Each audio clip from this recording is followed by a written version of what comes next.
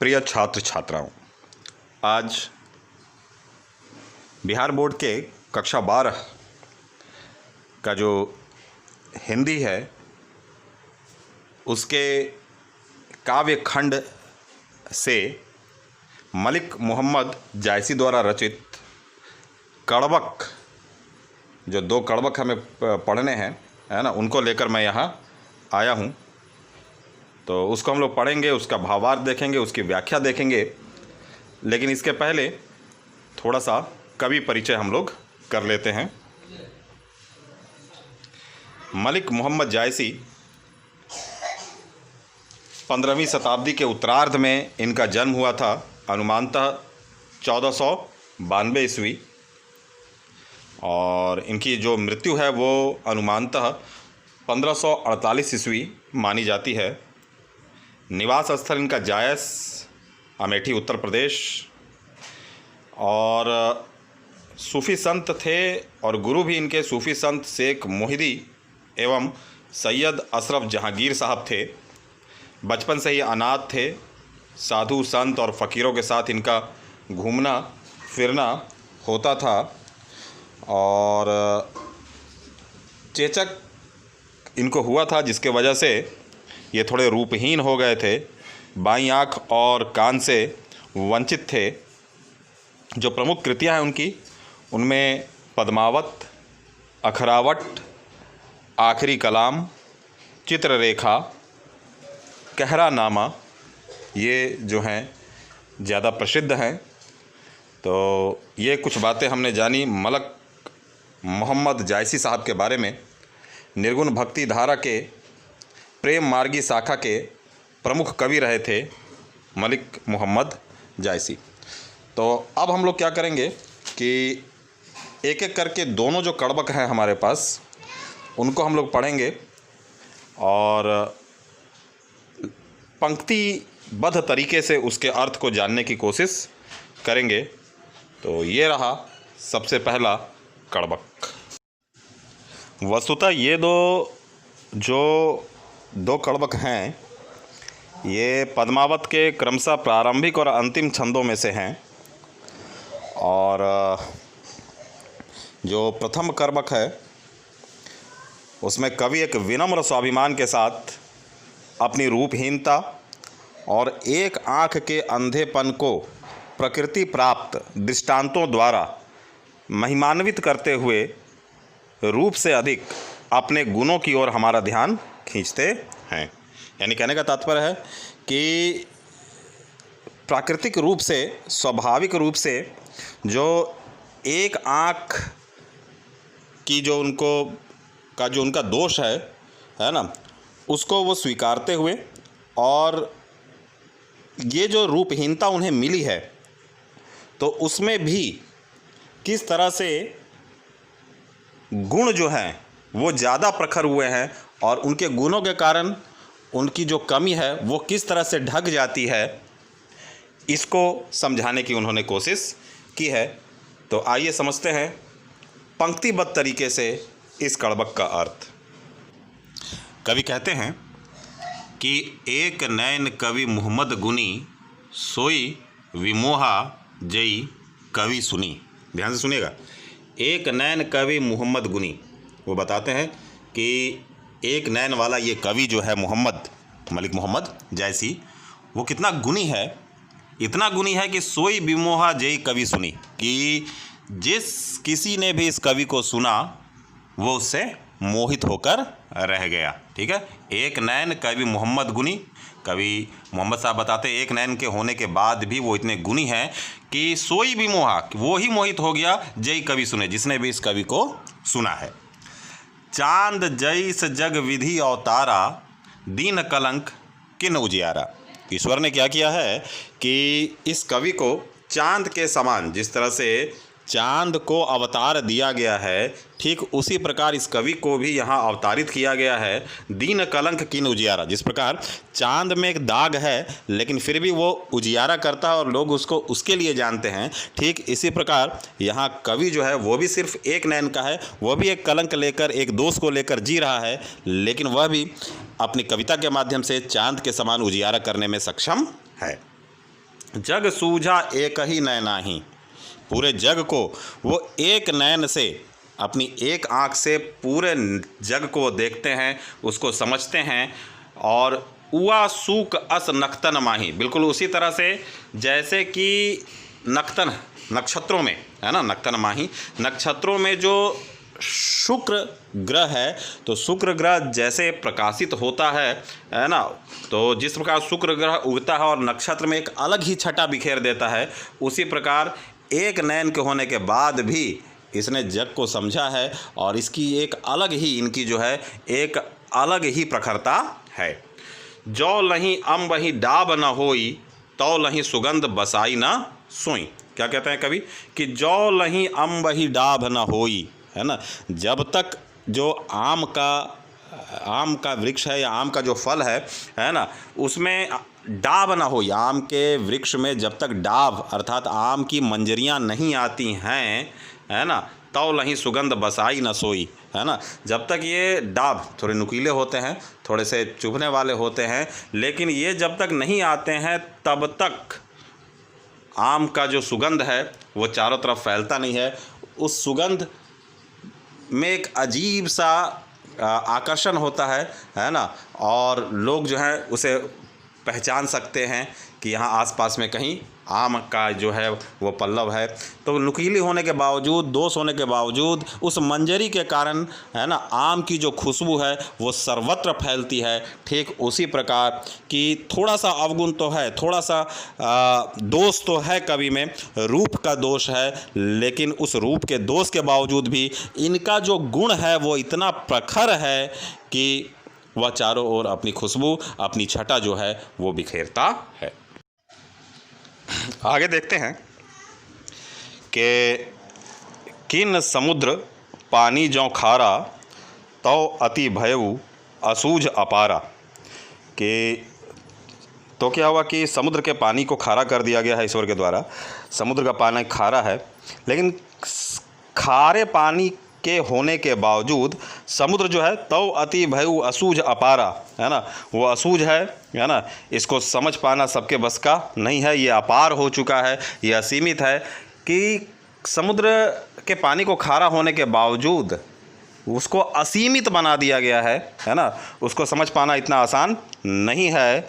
जो सुमेरु त्रिशूल विनाशा, है ना, जब तक सुमेरु पर्वत को भगवान शिव ने त्रिशूल से उसका विनाश नहीं किया था, भा कंचन गिरी लाग आकाशा, तब तक जो है वो कंचन गिरी, सोने का जो गिरी है, सोने का जो पर्वत है वो खड़ा नहीं हो सका था। यानी कि कहने का तात्पर्य है कि कंचन गिरी बनाने के लिए भी, आकाश तक कंचन गिरी को पहुंचाने के लिए भी, या कंचन गिरी को जो है सुंदरता को रखने के लिए भी भगवान शिव को क्या करना पड़ा था कि अपने त्रिशूल से जो है वो सुमेरु पर्वत को नाश करना पड़ा था। तो कुछ न कुछ कमियां हैं, कुछ न कुछ कमियां होती हैं, तब जाकर कुछ न कुछ दुख को सहना पड़ता है, कुछ न कुछ प्रतिकूल परिस्थितियों से होकर गुजरना पड़ता है, तब जाके जो है वो उपलब्धियां जो हैं हासिल होती हैं। जैसे कि आगे लिखा हुआ है कि जौ लही घरी कलंक न परा, कांच होई नहीं कंचन करा। कि जैसे स्वर्ण को गलाने का जो पात्र होता है, जहाँ विशुद्ध सोना बनाया जाता है, तो उसको जब गलाया जाता है तो उसका जो पात्र होता है उसमें भी कालिख आ जाती है ना, जलाने के प्रक्रम में। तो लेकिन जब वो कालिख आती है, वो कालिख अपनी जगह पर है, लेकिन उसके बाद सोना जो है वो निर्मल हो जाता है। होई, क्या कह रहा है कि कांच होई नहीं कंचन करा, तब तक वो कंचन कंचन नहीं होता है, वो सोना सोना नहीं होता है। तपने के बाद ही सोना जो है वो अपने वास्तविक मूल्य वाले सोने के रूप में आता है। तो विपरीत परिस्थितियों से गुजरने के बाद भी, हाँ, दोषों के होने के बाद भी ये आदमी का गुण है, वो चीज़ों का गुण है जो उसको महान और जो है वो लोगों के बीच प्रचलित बनाता है। अंत में कवि कहते हैं कि एक नैन जस दर्पण औ, ते ही निर्मल भाव, सब रूपवंत गहीं मुख जो वहीं कई चाओ। अब यहाँ पे एक नैन, चूँकि मोहम्मद साहब एक नैन वाले हैं, और उन्होंने अपनी तुलना जो है वो दर्पण से की है। दर्पण भी बिल्कुल एक नैन, एक नज़र से सबको देखता है, कोई पक्षपात नहीं करता है। जिस चीज़ को उसके सामने रखो ठीक उसका वही रूप वो उसको दिखाता है। तो ये जो है वो गुण होता है दर्पण का। तो ठीक जैसे दर्पण एक नैन से निर्मल भाव है ना, वही कह रहा है एक नैन जस दर्पण और तही निर्मल भाव, एक नैन वाला दर्पण और उसका जो निर्मल भाव है, उसी प्रकार मोहम्मद गुनी भी एक नैन का होकर और दर्पण के समान ही निर्मल भाव वो अपने भीतर रखे हुए हैं। और इसी गुण के कारण, उसके इसी गुण के कारण सब रूपवंत गही मुख जे वहीं कई चाव, कि जाने कितने कितने रूप वाले सुंदर गुणी लोग जो होते हैं, सुंदर चेहरे वाले, शारीरिक सुंदरता वाले, वो सब उस दर्पण के सामने, एक नैन का दर्पण होता है लेकिन फिर भी उस दर्पण के सामने हर कोई आकर खड़ा होता है, हर कोई चाव से आता है, अपने रूप को उसमें निहारता है। ठीक उसी प्रकार एक नैन के ये हमारे कवि मलक मोहम्मद जायसी साहब हैं, लेकिन जाने कितने रूपवान लोग आते हैं, जाने कैसे कैसे प्रखर लोग आते हैं और उसके गुण को लेने के लिए चाव से उनके सामने जो है वो खड़े होते हैं। तो ये था पहला पद। और इसके बाद अब हम लोग दूसरा पद देखेंगे। पहले पद को हमने बार बार कहा पंक्तिबद्ध तरीके से आप अर्थ को समझें और जो भी अर्थ है उसको आप अपने नोटबुक पर नोट करें, वीडियो को पॉज करके लिखें, है ना, और बढ़िया से उसको समझने की कोशिश करें। अब हम लोग बढ़ेंगे दूसरे पद की ओर। ये जो दूसरा पद है, हमने पहले ही बताया था कि जो पद्मावत उनकी जो रचना है, उस पद्मावत के उपसंहार खंड से लिया गया है। तो द्वितीय कर्मक अभी हम लोग पढ़ने वाले हैं। दूसरा कर्मक पढ़ने के पहले थोड़ा आराम जरूर कर लेना आप लोग, थोड़ा सा, क्योंकि अवधी भाषा में लिखी और जिनकी भाषा अवधी नहीं है उन्हें समझने में थोड़ा सा समय लगेगा, और इसलिए थोड़ा आराम कर लो। और उसके बाद फिर जो है दूसरा जो कड़बक है उसको आराम से, पहला कड़बक बिल्कुल जब तैयार हो जाए, मन में आ जाए कि ये है, हो गया, अब इसकी प्रत्येक पंक्तियों का अर्थ मुझे मालूम हो गया, तब जाके आप दूसरे कड़बक पर पहुँचेंगे। और मैंने पहले ही बताया था कि दूसरा जो कड़बक है वो उपसंहार खंड से लिया गया है, और अब हम लोग इसको समझने की कोशिश कर रहे हैं। क्या कहते हैं कवि? तो कवि कहते हैं, मोहम्मद यही कवि जोरी सुनावा, सुना जो प्रेम पीर गा पावा। तो कवि मोहम्मद साहब कहते हैं कि यह जो पद्मावती की कहानी है, इस कहानी को इन्होंने खुद कवि ने क्या किया है, मोहम्मद यही कवि जोरी सुनावा, कवि मोहम्मद कहते हैं इसे उसने जोड़कर सुनाया है। सुना जो प्रेम पीर गा पावा, जिसने भी इस प्रेम कथा को सुना है ना, उसने प्रेम की पीड़ा को अनुभव किया है। सुना जो प्रेम पीर गा पाया, जो मैंने सुनाने की कोशिश की है उस प्रेम के दर्द को, उस प्रेम की पीड़ा को, उसने इसे, जिसने भी सुना है उसने उसे महसूस किया है। जोरी लाई रक्त के लई, कवि कह रहे हैं, पहली ही लाइन में कहा था कि जोड़ कर सुनाया मैंने इस कविता, इस पूरी कथा को। तो जोड़कर कैसे जोड़ा उन्होंने? तो जोड़ी लाई रकत के लई, है ना, रक्त का, अपनी खून का लई बनाकर, खून के लई से उन्होंने क्या किया, अपने खून के लई से इस कहानी को जोड़ा है। गाढ़ी प्रीति नैन जल भई, और इसको जो है आपने जो प्रेम, अपना जो स्नेह प्रेम जो है ना, तो उससे गाढ़ी किया है ना। कैसे गाढ़ा किया है भाई? तो नैन जल भाई, नैन के जल से, अपने नयन के जल से, यानी अपने आंसुओं में प्रेम को मिलाकर उसको गाढ़ा किया गया है, उससे एक लेई बनाई गई है और उसी लेई से इस कहानी को जोड़ा गया है। ठीक है, तो क्या कह रहे हैं कवि कि जिसने भी इनके इस जोड़े हुए कहानी को पढ़ा है उसने प्रेम की पीड़ को अनुभव किया है, प्रेम की पीड़ा को अनुभव किया है। और उन्होंने क्या किया है कि एक लई बनाई है। ये लई उन्होंने कैसे बनाई है? तो ये लई उन्होंने बनाई है अपने प्रेम और आंसू का जल लिया, उसमें प्रेम को रखकर गाढ़ा किया, और उसके बाद इन्होंने क्या किया कि उसका एक लई बनाया और इस लई से उन्होंने इस कहानी को जोड़ा है। और कह रहे हैं कि औमन जानी कवित अस्किन्हा, मकु या रहे जगत माँ चिन्हा, कि औमन जानी कवित अस्किन्हा, है ना, मन में ये सोच कर, ये विचार कर इस कविता को लिखा गया है ना, कि मकु या रहे जगत माँ चिन्हा, कि ये कविता, ये जो प्रेम कथा, ये जो कहानी कविता के रूप में सुनाई है उन्होंने पद्मावती की, वह जगत में एक चिन्ह के रूप में रह जाए, जगत में उनकी एक पहचान के रूप में रह जाए, है ना। कहा सो रत्न सेनी अस राजा, कहाँ सुआ असी बुद्धि उपराजा। तो जो पद्मावत के पात्र थे, पद्मावत के जो पात्र थे, रतन सेन है ना, और जो है वो सुआ, तो ना तो कहा सो रत्न से अस राजा, अब रत्न सेन राजा भी जो है वो नहीं रहा है ना, रत्न सेन राजा है नहीं रहा है, ना ही जो सुआ थे है ना, कहाँ सुआ असी बुद्धि उपराजा, वो बुद्धिमान सुआ है ना, जिनकी कहानी में, जिनका वर्णन है पद्मावत कहानी में, वो भी अब नहीं है ना। और आगे क्या बता रहे हैं, आगे बता रहे हैं कि कहाँ अलाउद्दीन सुल्तानू, ना तो अब अलाउद्दीन सुल्तान का कहीं नामो निशान बचा हुआ है।